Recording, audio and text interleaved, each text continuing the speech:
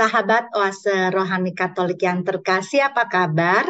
Semoga semua dalam keadaan sehat, bahagia, serta damai sejahtera. Jalan-jalan sore, membeli bakso di perempatan. Pulangnya naik taksi supaya berwibawa. Di mana ada pengampunan, disitulah ada keselamatan.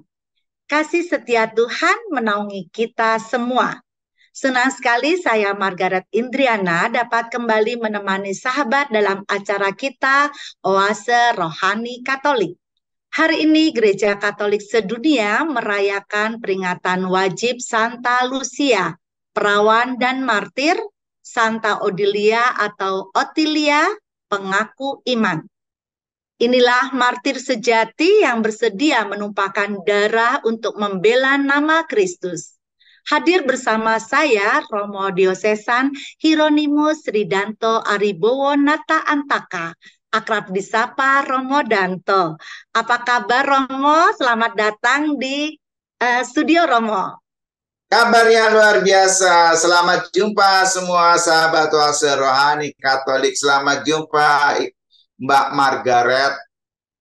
Ya, terima kasih Romo sudah mau meluangkan waktu untuk memberikan pengalaman rohani kepada kami semua.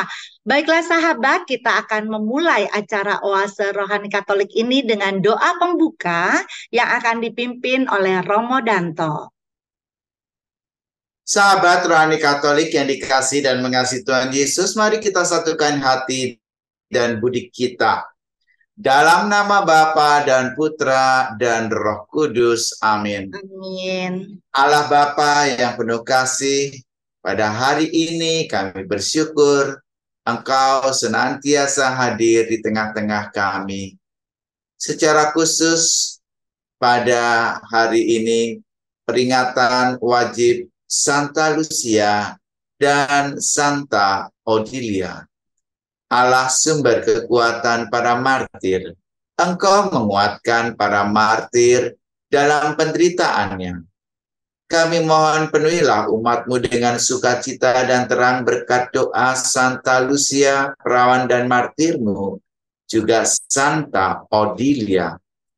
Semoga kami yang boleh bertekun dalam firman-Mu di Oase Rohani Katolik ini dapat merayakan kelahirannya yang mulia di surga, diteguhkan oleh semangat iman mereka, dan dengan demikian iman kami boleh bertumbuh dan berkembang dengan pengantaran Kristus Tuhan kami.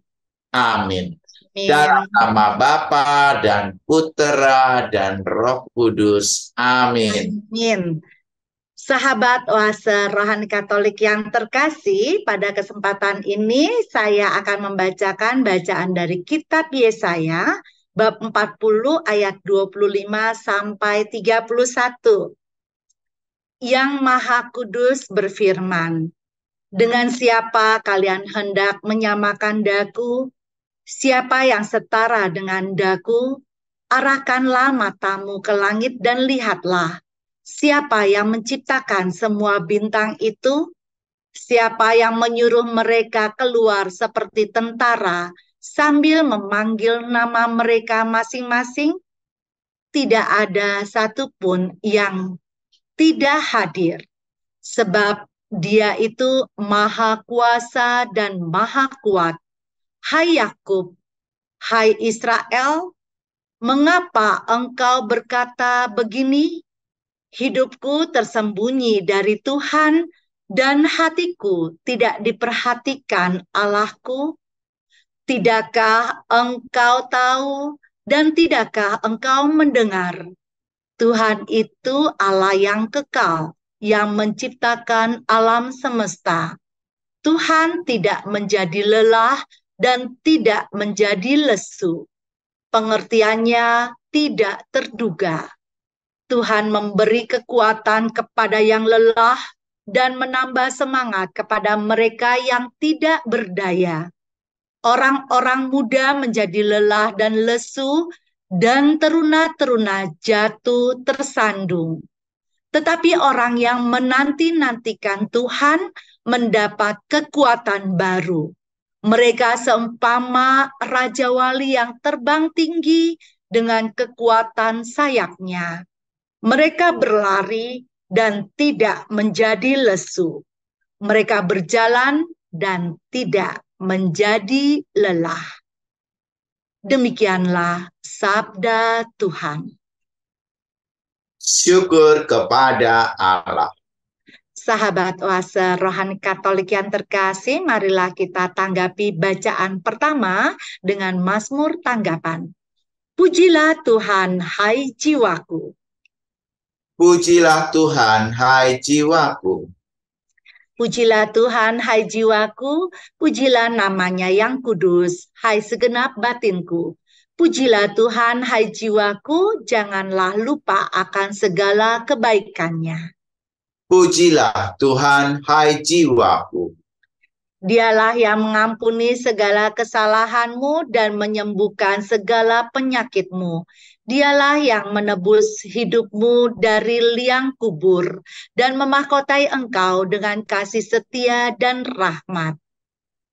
Pujilah Tuhan, hai jiwaku. Tuhan adalah pengasih dan penyayang, panjang sabar dan berlimpah kasih setia. Tidak pernah Ia memperlakukan kita setimpal dengan dosa kita atau membalas kita setimpal dengan kesalahan kita. Pujilah Tuhan, hai jiwaku. Sahabat Oase Rohani Katolik yang terkasih, mari kita menyiapkan hati dan pikiran kita untuk mendengarkan bacaan Injil yang akan disampaikan oleh Romo Danto. Haleluya, haleluya,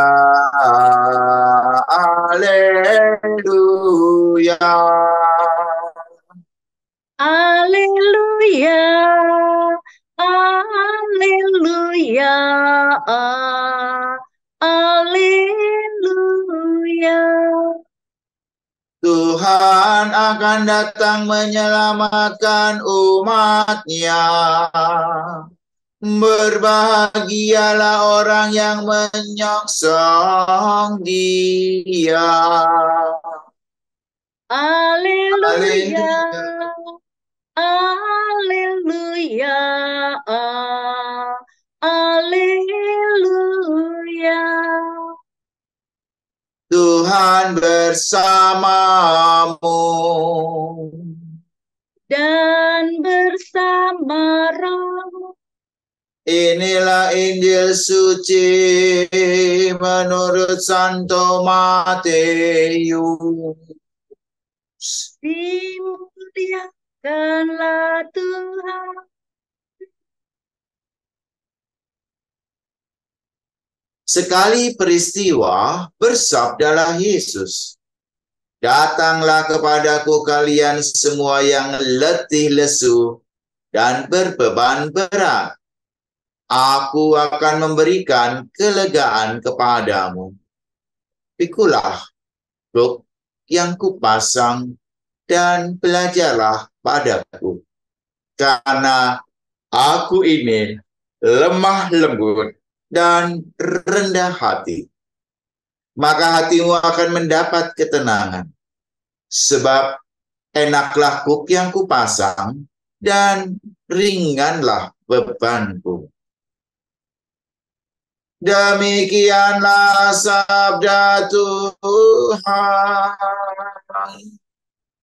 Terpujilah Kristus.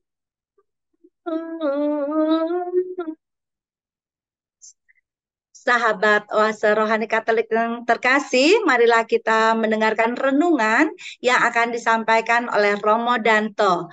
Romo, dari bacaan pertama dari kitab Yesaya, inspirasi apa yang ingin Romo sampaikan untuk Margaret dan juga sahabat Oase Rohani Katolik dimanapun berada, Romo? Baik, terima kasih Mbak Margaret ya. Ibu Bapak, saudara-saudari, sahabat Oase Rohani Katolik yang terkasih, kita tahu bahwa pada masa Advent ini tentu pengharapan akan penantian Tuhan masih menjadi tekanan dalam tema-tema kita ini. Dalam bacaan pertama, senantiasa di masa Advent diperdengarkan bacaan dari Yesaya. Dan kitab Nabi Yesaya itu punya latar belakang bagaimana Nabi Yesaya itu harus berhadapan dengan bangsa pilihan yang saat itu sedang dalam pembuangan di Babilonia. Di dalam pembuangan ini, bangsa pilihan, bangsa Israel ini juga mengalami keresahan, kekhawatiran, kecemasan. Sehingga untuk menimbulkan dan juga memunculkan harapan bagi orang Israel yang terpuruk ini sungguh tidak mudah. Dan disinilah Yesaya berada dalam konteks ini. Yesaya berada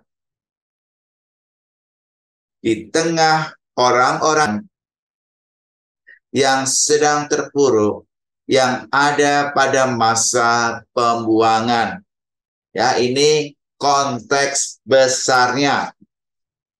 Tapi kalau kita lihat secara khusus di dalam bacaan pertama, ya, ada harapan yang ditawarkan oleh Yesaya. Yesaya mengawali bacaan pertama ini dengan pertanyaan, dengan siapa kalian hendak menyamakan daku? Siapa yang setara dengan daku? Arahkanlah matamu ke langit dan lihatlah siapa yang menciptakan semua bintang itu. Siapa yang menyuruh mereka keluar seperti tentara sambil memanggil nama mereka masing-masing. Tidak ada satupun yang tidak hadir. Sebab dia itu maha kuasa dan maha kuat. Singkat kata apa? Pertanyaan ini mengajak bangsa Israel untuk punya pengharapan. Untuk mulai mengarahkan kepada Allah. Harapan mereka mau tidak mau hanya kepada Allah. Karena tidak ada satupun yang tidak hadir. Dan karena Allah itu maha kuasa dan maha kuat. Dalam bacaan pertama masih ditambahkan, hai Yakub, hai Israel, mengapa engkau berkata begini? Hidupku tersembunyi dari Tuhan dan hatiku tidak diperhatikan Allahku. Tidakkah engkau tahu dan tidakkah engkau mendengar? Tuhan itu Allah yang kekal yang menciptakan alam semesta. Tuhan tidak menjadi lelah dan tidak menjadi lesu. Pengertiannya tidak terduga. Jadi selain Yesaya mengajak bangsa Israel untuk berpengharapan kepada Allah, Yesaya juga menjelaskan bahwa dengan kamu berharap pada Allah, dengan kamu mengandalkan Allah, hidupmu menjadi makin berarti, makin baik. Pertanyaannya, mengapa? Mengapa? Karena Allah kita adalah Allah yang kekal. Allah yang menciptakan alam semesta. Allah yang tidak pernah lelah, tidak pernah lesu. Ia senantiasa mendengarkan kita. Bahkan di pengertiannya kerap kali tidak terduga.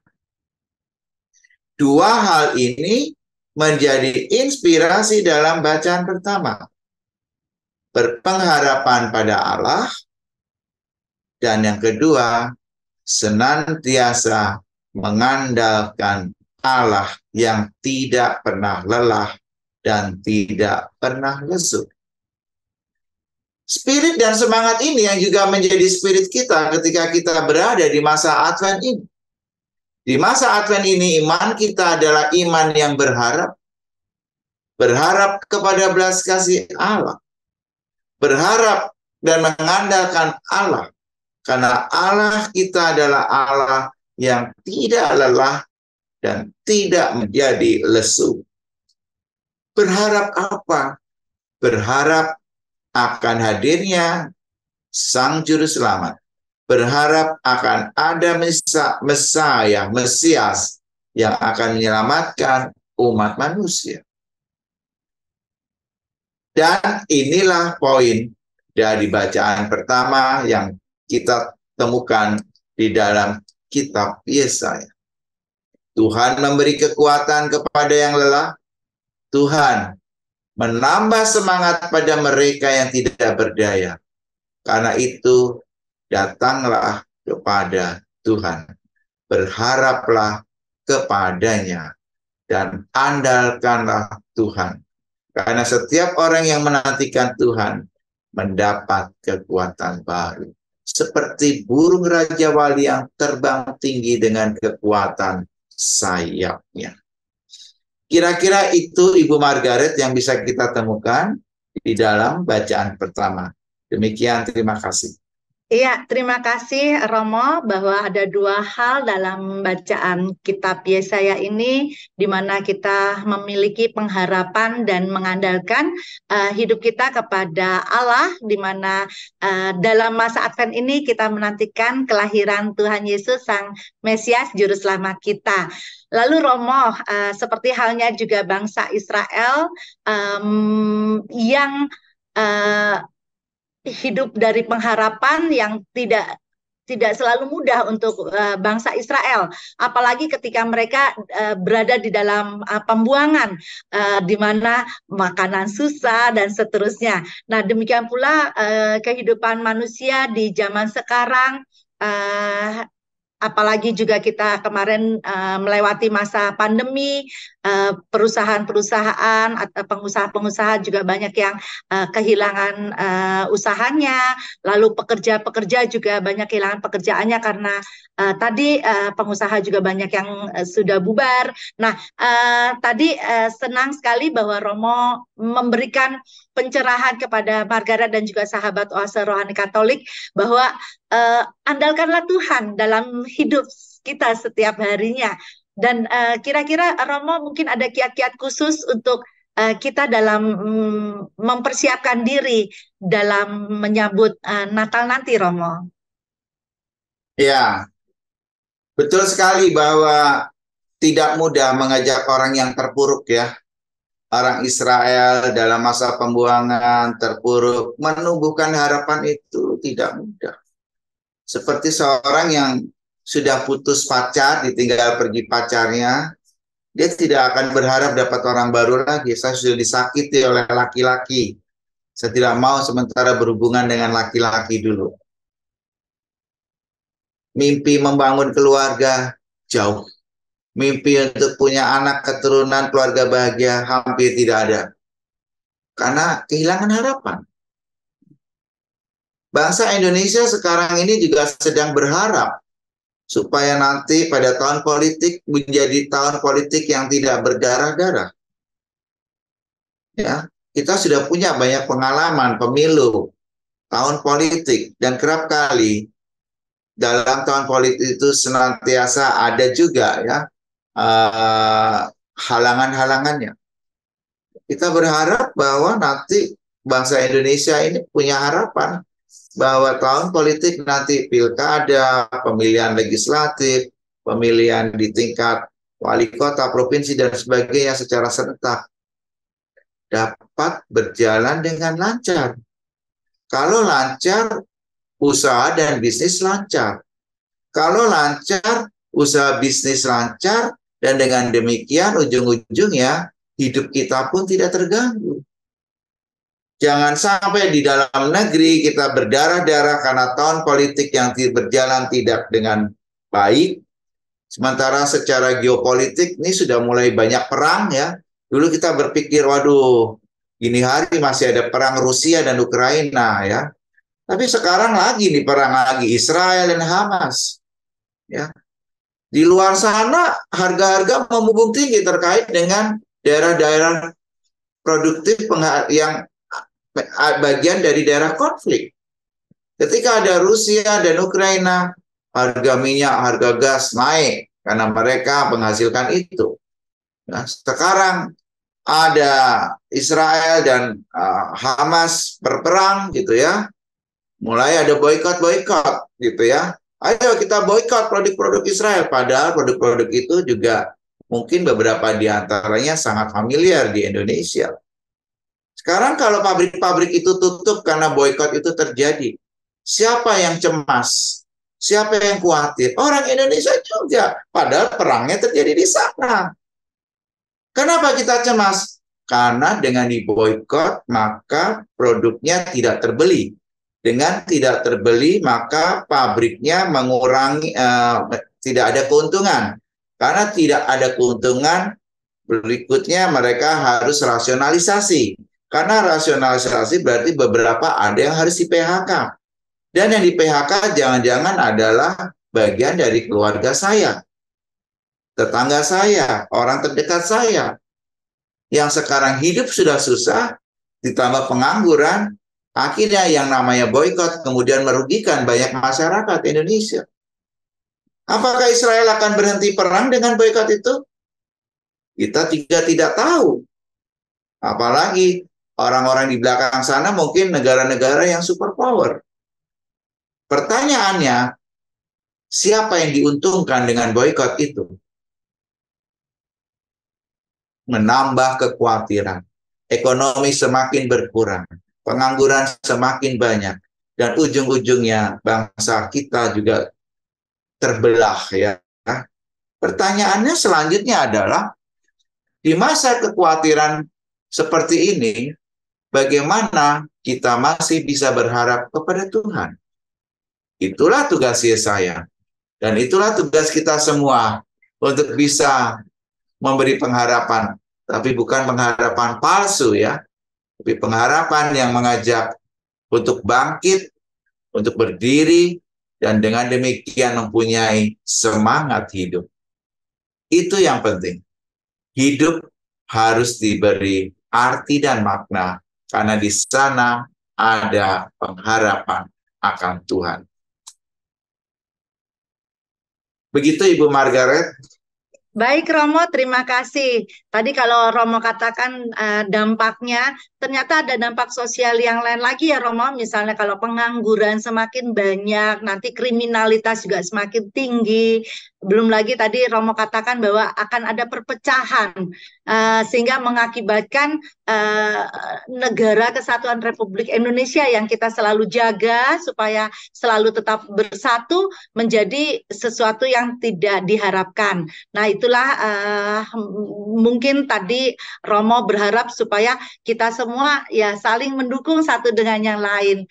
Dan ya, kalau kita ibaratnya kalau tadi kita berpikirnya tentang perpecahan Israel dan seterusnya, mungkin sebagai umat beriman kita menjalankan ajaran Tuhan aja kali ya Romo, berdoa, berpengharapan agar ya Tuhan menggerakkan bangsa Israel untuk bersatu dan seterusnya, sehingga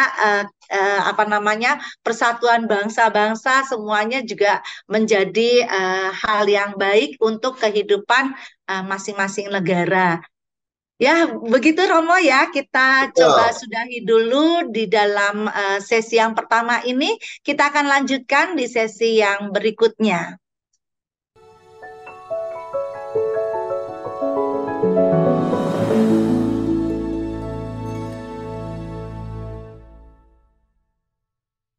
Sahabat Oase Rohani Katolik yang terkasih, masih bersama kami Romo Danto dan Margaret. Bagi Anda yang ingin menyampaikan pertanyaan, dapat mengirimkannya ke alamat email orkkaj2021@gmail.com atau melalui HP 0881 0251 33438.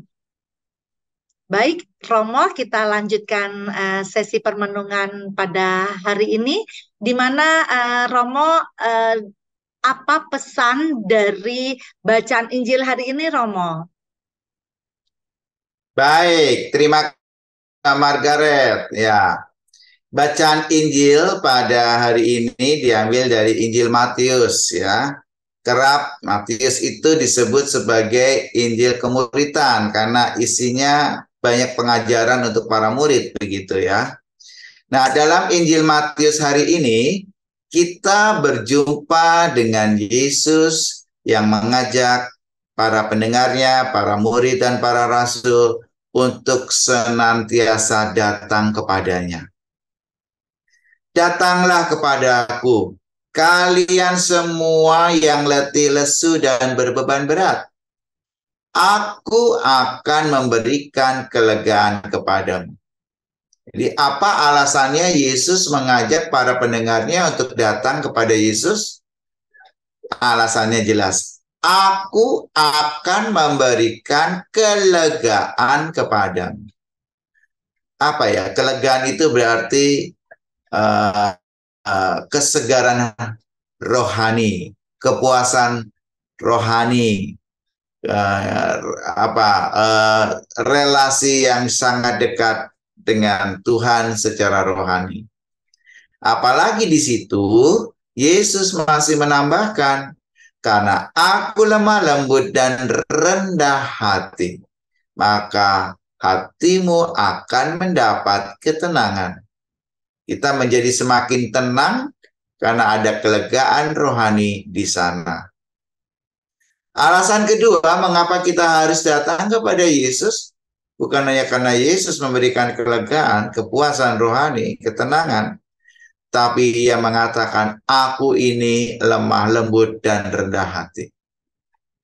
Ibu bapak, saudara-saudari, kalau kita punya teman, ya kalau sekarang istilahnya bestie ya, dan teman itu rendah hati, lemah lembut, tentu sangat menyenangkan kita berjumpa dan berteman dengan pribadi yang seperti ini. Tapi kalau kita berteman dengan orang yang tinggi hati, udah gitu sombong, banyak memamerkan diri, angkuh, dan sebagainya, pasti lama-kelamaan kita akan jauh dari dia. Tapi orang yang lemah lembut dan rendah hati, biasanya temannya banyak. Kita datang kepada Yesus, alasan yang kedua, karena Yesus sangat jelas mengatakan, aku lemah lembut dan rendah hati. Artinya apa itu aku lemah lembut dan rendah hati? Yesus tidak pernah menolak siapapun. Yesus membuka hati untuk siapapun yang datang kepadanya. Maka datanglah kepada Yesus kalau kita sedang sedih, kalau kita sedang mengalami kesulitan. Ya, kalau perlu datanglah kepada Yesus juga ketika kita mengalami sukacita. Nah, repotnya kan memang kita lebih sering datang kepada Yesus kalau kita sedang sedih ya. Tapi Kalau senang lupa ya Romo. Ya kalau lagi banyak duit ya, kalau lagi banyak rezeki ya, kita tuh susah datang kepada Yesus. Nah, ini Yesus bilang, datanglah kepadaku, aku ini lemah lembut dan rendah hati. Lalu relevansinya apa bagi kita? Sangat jelas, orang Kristiani, orang Katolik itu diingatkan untuk tidak mudah sombong, tetapi rendah hati. Yang kedua, orang Katolik, orang Kristiani itu diingatkan ya untuk senantiasa menjadikan Yesus sebagai pusat hidup. Kalau engkau mengalami kesulitan, datanglah kepada Yesus. Bahkan kalau engkau mengalami kegembiraan, datanglah kepada Yesus. Ya kan? Kalau nggak ada duit, jangan cuma cari cuan aja gitu ya, tapi juga datang kepada Yesus. Kita ini kan lebih senang kalau hidup kita terjamin karena asuransi, karena besti, karena uang, cuan ya. Apalagi ini Desember, apalagi kalau kita mau Natal, mau libur panjang, mau liburan akhir semester, mau tutup tahun, atau mau libur antar semester gitu ya. Nah, di musim libur nggak ada duit, ya kita nggak usah jalan-jalan. Tapi kita kemudian menggantungkan pada cuan. Kita harus cari uang yang sangat keras supaya nanti kita bisa libur, jalan-jalan. Lalu pikirannya uang, uang, uang, uang. Semua serga dihargai dengan uang, uang, uang, uang. Cuan, cuan, cuan, cuan. Bahkan kita berteman dengan orang pun, ya ada cuannya apa enggak. Bertemu dengan orang pun, yang ada bisnis cuannya apa enggak. Yang bisa bikin hopeng apa enggak. yang bisa bikin menguntungkan atau tidak. Kita belum menempatkan Yesus di dalam pusat hidup kita.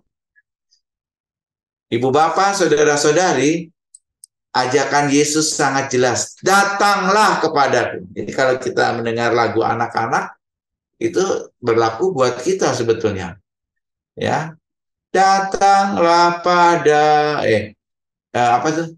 Biarkan anak-anak datang kepadaku. Bukan itu? Kayak biar anak-anak datang kepadaku. Sebetulnya jangan hanya anak-anak, orang dewasa dan orang tua juga harusnya datang kepada Yesus. Kalau datang kepada Yesus pas anak-anak, nanti orang tuanya datang kemana? Jadi datanglah biarlah semua datang kepadaku, gitu kan, harusnya semua, jangan hanya anak-anak, ya. Ibu bapak, saudara sekalian, mengapa kita harus datang? Karena kita akan menjadi lega datang kepada Yesus. Mengapa kita harus datang? Karena Yesus lemah lembut dan rendah hati. Untuk itulah Yesus datang ke dunia dan menyelamatkan manusia. Kita diajak untuk menjadikan Yesus sebagai sahabat kita, pusat hidup kita, teman seperjalanan kita, dan teman di mana kita mengalami kesulitan. Begitu Mbak Margaret, saya kembalikan. Terima kasih Romo. Aduh, senang sekali Romo memberikan penguatan kepada Margaret dan juga sahabat Oase Rohani Katolik untuk selalu datang kepada Tuhan, baik itu dalam suka, dalam duka. Pokoknya semua hidup diserahkan kepada Tuhan. Bahkan kalau dikatakan di sini, enaklah kuk yang kupasang dan ringanlah bebanku. Nah, di situ Tuhan tuh memberikan kelegaan kepada kita yang selalu menyerahkan hidupnya sepenuhnya kepada Tuhan. Tadi saya juga mendengarkan inspirasi yang Romo sampaikan bahwa dalam hubungan kita dengan Tuhan jangan bersifat transaksional ya Romo ya, bahwa jangan lihat untung rugi dan sebagainya. Dan lagi Romo, saya juga sering kalau namanya berinteraksi dengan teman ataupun saudara gitu ya, yang tadi kalau tadi mau mengerjakan sesuatu atau pelayanan ada hubungannya nggak dengan uang? Padahal kalau Tuhan kasih kita pelayanan tidak hanya uang, Tuhan kasih kesehatan, Tuhan kasih sukacita, Tuhan kasih keluarga yang harmoni, Tuhan kasih banyak hal. Tetapi kadang manusia hanya orientasinya uang, uang, uang, yang akhirnya membuat tadi manusia jadi berbeban. Kalau nggak dihitung dengan uang, nanti bagaimana nanti uangku atau pelayanan, kadang kan pelayanan suka mengeluarkan uang kan Romo. Nah, nanti uangku kalau aku keluarin nanti berkurang nih. Padahal kan maksud Tuhan adalah semua milik Tuhan, semua untuk berbagi satu dengan yang lain. Romo, kalau berkaitan dengan hari ini, peringatan wajib Santa Lucia dan juga Santa Odilia, mungkin teladan dari mereka itu bisa menguatkan Margaret dan juga sahabat Oase Rohani Katolik. Romo, silakan Romo. Ya, betulan tanggal 13 Desember hari ini, kita juga memperingati ada dua perempuan yang adalah seorang kudus dan sekaligus martir, yaitu Santa Lucia dan Santa Odilia. Santa Lucia disebut martir karena ia lahir di Sirakusa, di Pulau Sisilia, Italia. Lucia dihormati di Roma sebagai perawan dan martir sejak abad ke-6 ya. Dan dia punya keteladanan apa? Keteladanannya adalah setia kepada Yesus. Konon pada waktu ia disiksa, ya, mata Lucia dicungkil oleh algojo-algojo yang menderanya.